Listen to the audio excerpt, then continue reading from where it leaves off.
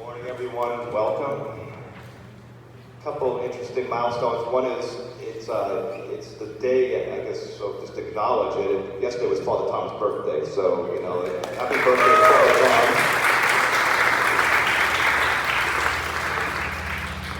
I know I sound like a broken record, but it's just so important to acknowledge what an incredible priest and human being he is. I mean, he is awesome.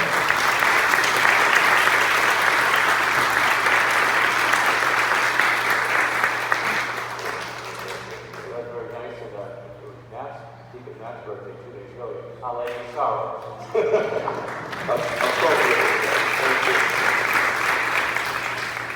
It's also actually on Wednesdays my mother's birthday, and it's the we're stopped there, and but it's also the third anniversary of my ordination to the permanent diaconate, which is a pretty big thing for Deacon Phil and I. But the interesting thing about it, this is the word of caution that I wanted to raise, which is that now I've gone all the way through the lectionary cycle.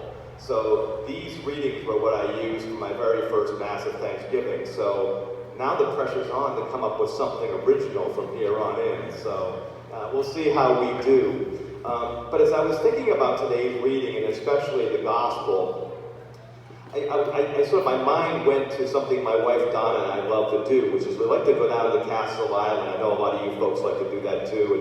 It's a great place to walk. There's a wonderful loop there out over the water. There's beautiful views, and there's great places for folks to picnic. There's always large groups picnicking there, and the best thing is parking is free, right? But the one thing that's always fascinating to me is when you watch the planes land overhead, right? Because they come in so low, because they're about to land in Logan, that you feel like you can almost touch them. Right? And I'm always marveling, like, how is this thing staying up in the sky right now? I mean, it's just such a miracle of modern technology. It's really one of the great inventions, because when you think about it, we can travel anywhere in the world, essentially within 24 hours. And that is remarkable. And we can do so safely. I mean, you never hear about planes going down, essentially, even though there's so many planes taking off and landing every day. And the reason for that is this. We take it for granted, but thanks be to God, the people who actually design and build the planes don't, right? I mean, and I saw a documentary a couple weeks ago about this and about how every little detail on those planes has to be done perfectly. The design has to be perfect. The construction has to be perfect. The quality control has to be perfect. And because everything works so well together, that's why the plane is able to take off and land safely. And of course, in those rare instances when that doesn't happen, there's a bad result.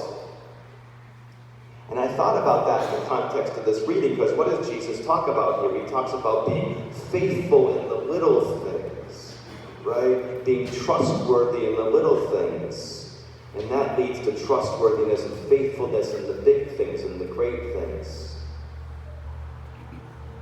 And we see that so clearly in today's readings, both the good and the bad. I mean, look at this first reading from the prophet Amos.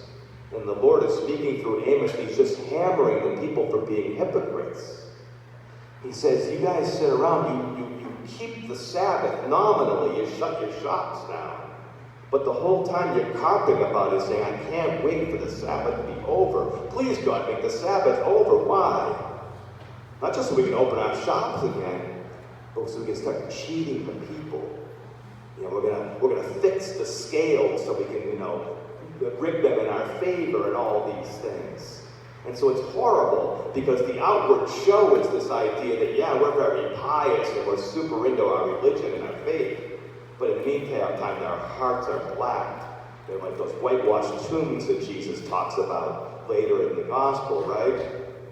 And so what the Lord is asking for, He's asking for us to be faithful in those fundamental things, to have a consistent faith where our heart is turned towards Him. In the little things first, to prepare ourselves for the great things. And what's the greatest thing of all? Our salvation. It's our hope of heaven. But our hope of heaven is based upon our faithfulness to Jesus, that we've turned our life over to Him.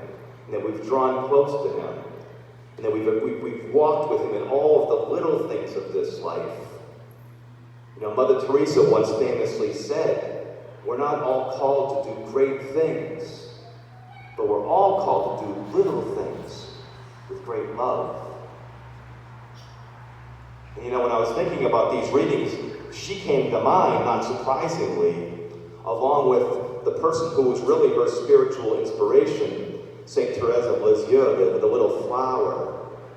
Because remember the little flower, she talked about the little way, right? You know, that we don't have to run off to distant lands and be missionaries or build hospitals or evangelize to millions around the world. We just have to do the everyday things of this life with great love and with deep prayer, whether that's, you know, our relationships with our family and friends, our ministry work, our actual secular work, or just our engagement with the world. All those little interactions we have each day, and we all have a bunch that are different. We're called to live those moments like Jesus lives them, with great love, even though they might seem inconsequential to the world. And speaking of inconsequential, you know, by the world standards, the little flower was a nobody, right? I mean, she lived in a Carmelite monastery. She was cloistered. So she had no connection with the outside world. And yet her deep prayer life and her deep love for Jesus and for people inspired Mother Teresa to a life of great, great things that the whole world recognized, serving and caring for hundreds of thousands of people through her missionaries of charity. And so those little sparks, those little seeds of faith, of goodness, of the little way, led to a great way and great glory for God through the humble service of Mother Teresa. And if you don't think that Mother Teresa was inspired by the little flower, just go to Calcutta, to her bedroom, because right there next to her bed is a picture of Saint Therese of Lisieux with a beautiful motto, "My vocation is love." And so that's what it means to be faithful in the little things and leading to the great things, which is following Jesus with all of our heart, mind, soul, and strength. So Mother Teresa and Saint Therese are probably two of the greatest saints in the history of the church. So you might be sitting there saying, well, okay, good for them, but how do I do that, right? I mean, that's what I started thinking about. I mean, I'm not on their level by any stretch of the imagination. I'm not on anybody's level. But I think we can follow their example in a couple different ways. By following the little way, by being faithful in the little things, faithful in our relationship with Jesus, and faithfulness in how we live that out in our love for one another. And yet we start always with prayer. So our faith life only comes from being in conversation with God. And that's going to look a little bit different for each of us. You know, St. Benedict was asked one time, how many ways are there to God? And the person who was interviewing him, I think he thought, oh, this old German guy is a reactionary, he's going to say one. He said, no. There are as many ways to God as there are people. Because there's one God and one mediator between God and man, Jesus Christ. But he comes to each of us differently, doesn't he? And some of us, our devotion is Eucharistic adoration. Some of us pray the rosary each day. Some of us take a walk on the beach or in the woods and hear the voice of God in that way. And for others, maybe it's a little bit of all of the above. Whatever it is for you, do it faithfully, each and every day. And with each and every passing day, you'll draw closer to Jesus and be more conformed to his sacred heart and be a person of love. And you'll accomplish the greatest thing that you'll ever have in this life, which is a personal relationship with Jesus. Because you'll have saving faith in him and friendship with him. But you can't leave it there, right? Christianity is a team sport. St. Paul says that faith without works is death. It's a dead faith. It's meaningless. The only thing that matters is faith working itself out in love, St. Paul teaches us. And so having been transformed, having been changed, having been conformed to the sacred heart of Jesus, we need to go forth into our lives, whatever they look like. We need to touch people. We need to look at them and see Jesus and see their needs and help them. Friends, it's really as simple as that. I say this all the time. We complicate this faith so much. It comes down to two things: loving God with all our heart, mind, and soul, and loving our neighbor as ourselves. That's what Jesus came to share with us. That's the role model that he has become for us. He says, follow me. Love God. Love me. And then love one another. But it can be overwhelming. And it can seem hard. And that's why we need to keep it simple. We need to love him in these little ways, through our acts of love and mercy to others, and through our life of daily prayer.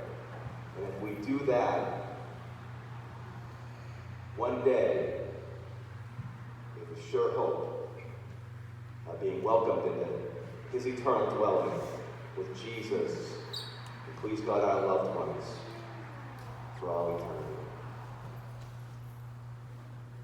God bless you all.